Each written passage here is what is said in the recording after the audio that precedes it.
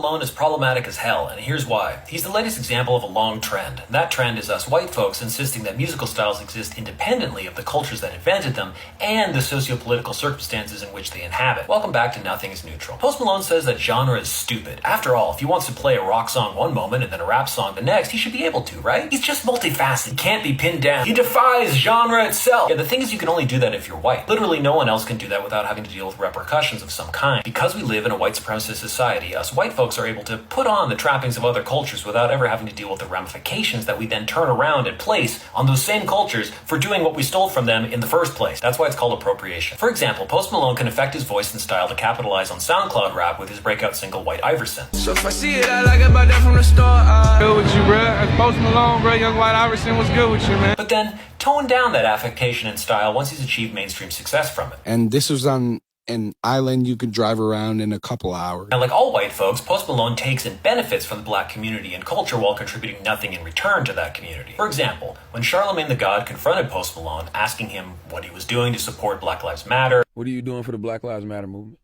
What?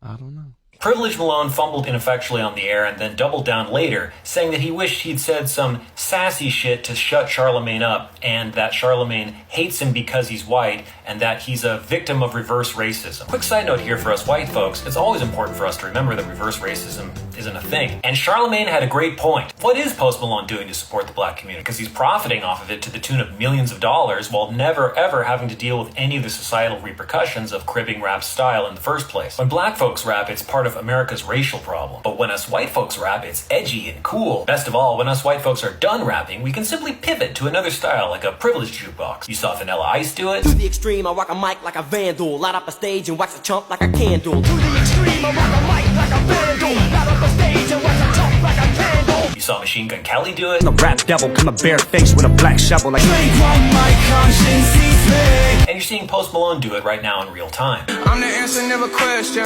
Lace up, learn a lesson. I just keep on hoping that you call me. You say you wanna see me, but you can't right now. Time after time, entertainers make millions off black culture without ever contributing anything back to that community. Does that seem right to you? And if you're a white artist like me, ask yourself what you could change so that you're directly contributing to the communities of color around you instead of isolating yourself on your own private white island.